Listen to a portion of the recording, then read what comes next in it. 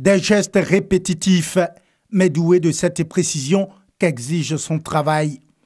Amenant 22 ans, apprenti peintre automobile depuis plus d'1 an dans ce garage à Gonzagueville, district d'Abidjan, prépare ce véhicule à recevoir de nouvelles couches de peinture. Elle est arrivée dans ce garage grâce au programme de formation qualifiante par l'apprentissage, une initiative de l'Agence nationale de la formation professionnelle, AGFOP. C'est mon oncle qui travaillait dans une école à Abidjan. Comme je fréquentais là-bas, il m'a dit non que d'aller m'inscrire à AGFOP. Comme je veux faire la peinture, peut-être eux ils vont trouver un endroit pour moi pour que je puisse m'exercer. Je pense que c'est une bonne initiative que AGFOP m'a envoyé ici, mais c'est très bien. Comme Amenant Akpo, 17 ans, bénéficie également de ce programme d'apprentissage de l'AGFOP depuis 2 ans. C'est une dame, l'AGFOP, comme son fils, c'est mon ami. Donc aussi, il m'a parlé à AGFOP que c'est les gens qui forment les gens, les jeunes, par rapport à un métier. Donc c'est comme ça ici d'arriver à AGFOP. Et depuis que tu es arrivé ici, comment tu te trouves ici? Bon, ici c'est bon, c'est beau coin. Les gars aussi forment bien les gens. Je dis comment faire, comment vous faire. Les jeunes sont dehors. Bon, moi je les conseille d'aller s'inscrire à AGFOP. Là, AGFOP va les former. Là, demain aussi, je serai un métier. Avec AGFOP, je crois bien les enfants. Bon, je crois bien que ça va avec eux. S'il y a petites choses, on appelle AGFOP. Ah, vraiment, cet enfant, il a cette souci. Bon, venez aide, on va trouver solution. Bon, je crois bien qu'avec eux, ça va. Créé en 1992, l'AGFOP est un cabinet d'ingénierie de formation professionnelle.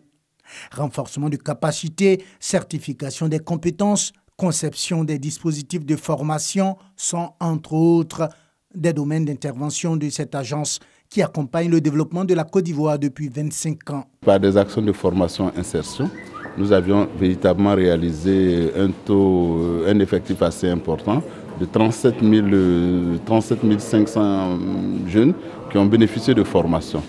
Là, c'est déjà peu parce que de notre point de vue, la formation est un préalable à l'insertion. La conduite de ces différentes activités supposait que nous devions concevoir des outils afin de définir ces formations spécifiques dans le cadre de l'apprentissage. La commémoration des 25 années d'activité de l'AGFOP a pour thème central l'ingénierie de la formation professionnelle, outil de développement de l'apprentissage et de la professionnalisation des secteurs d'activité.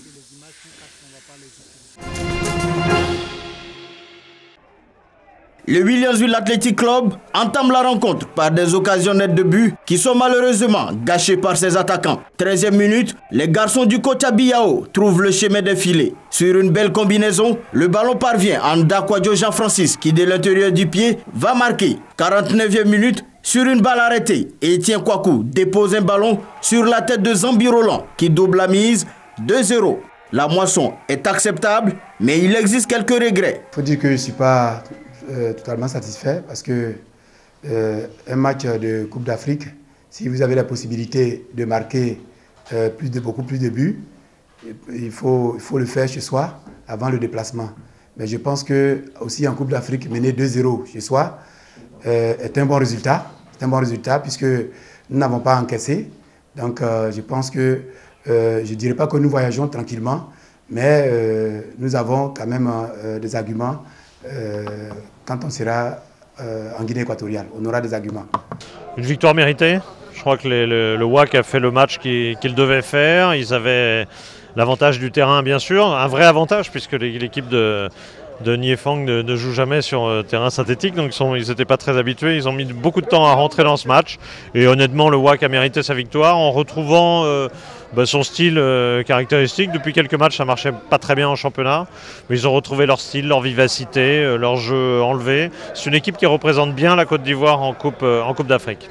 À 90 minutes de la phase de poule de la Coupe de la Confédération, les enfants de Koné Abaka veulent se donner les moyens pour le déplacement à Maputo, en Guinée équatoriale. Car cette fois-ci, le public du Deportivo Niefang sortira nombreux le 18 avril.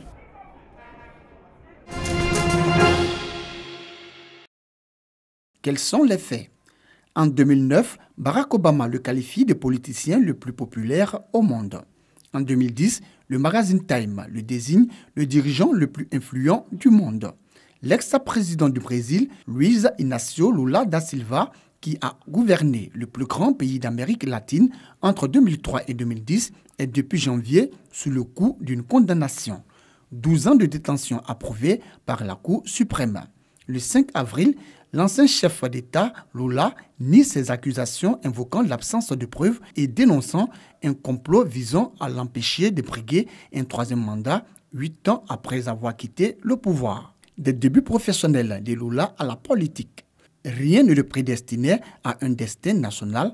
Lula, cadet d'une fratrie de 8 enfants, est né en 1945 dans une famille d'agriculteurs. D'abord, cireur de chaussures et employé dans une blanchisserie, c'est à 14 ans qu'il devient ouvrier puis métallurgiste. De ses débuts professionnels, il garde un stigmate physique. Il perd l'auriculaire gauche dans un accident du travail. En 1975, il est élu président du syndicat des métallurgistes. Le Brésil, gouverné par une junte militaire depuis 1964, est secoué à partir de mars 1979 par un grand mouvement de grève dans l'industrie. Face à la répression policière, Lula fonde en 1980 le Parti des travailleurs. En 1986, il est élu député fédéral de Sao Paulo. Candidat à la présidence de la République, il essuie 3 échecs en 1989, en 1994 et en 1998. En octobre 2002, Lula, 57 ans, remporte enfin le scrutin avec plus de 61% des votes. Son programme en faveur des plus démunis est baptisé Bourse familiale, tandis que le programme Faim Zéro garantit l'accès aux produits alimentaires de base. Sous sa présidence, 30 millions de Brésiliens sortent de la misère. Au sommet de sa popularité, Lula est obligé de quitter le pouvoir fin 2010.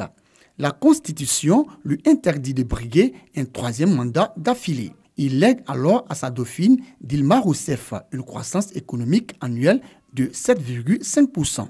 Aux origines des scandales, Lula est visé par 5 procédures judiciaires. La première affaire éclate en 2005.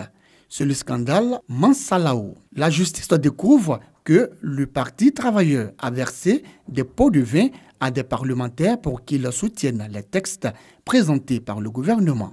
Les 2 anciens présidents, Luiz Inácio Lula da Silva et Dilma Rousseff, sont inculpés le 5 septembre. Mars 2014, le Brésil est secoué par un scandale aux proportions inédites. L'affaire Petrobras, du nom de l'entreprise pétrolière contrôlée par l'État. Elle met au jour des malversations et dessous de table ayant eu pour principal objectif de financer des campagnes électorales. L'opération lavage à taux, dit lavage express, fait tomber des têtes. Dilma Rousseff dans le viseur des juges. Le 12 juillet 2017, le tribunal de Curitiba condamne Luiz Inácio Lula da Silva à 9 ans et 6 mois de prison pour blanchissement d'argent et corruption. L'ancien président est reconnu coupable d'avoir touché 7 millions de réels, soit plus d'1 million d'euros sous la forme de travaux de rénovation d'un appartement dans une station balnéaire en échange de contrats passés avec l'entreprise. Le jugement lui interdit de se présenter à l'élection présidentielle de 2018 et d'exercer une fonction publique. Le 24 janvier 2018, l'ancien président Lula, reconnu coupable en appel et sa condamnation est aggravée à 12 ans et 1 mois de prison.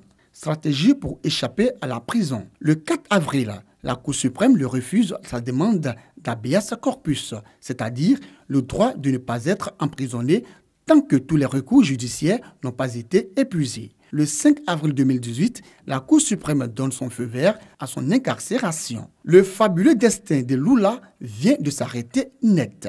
L'ex-président brésilien en prison à 6 mois d'une élection présidentielle pour laquelle il est donné favori. L'icône de la gauche, âgé de 72 ans, devra purger une peine de 12 ans et 1 mois de prison dans l'affaire Petrobras. Une victoire éclatante pour les procureurs de l'opération Lavage Express Enquête tentaculaire qui a mis au jour un gigantesque scandale de corruption impliquant des hommes politiques de tous bords. Le Brésil ne semble pas en avoir fini avec l'ère Lula. Même derrière les barreaux, le pays est déchiré entre la rage et la passion, écartelé entre la haine envers le bandit et l'adoration pour le père des pauvres. L'ancien président affirmait lors de l'un de ses meetings fin 2017, Lula n'est pas Lula. Lula est une idée. Or, pour ses fidèles, une idée n'y va pas en prison.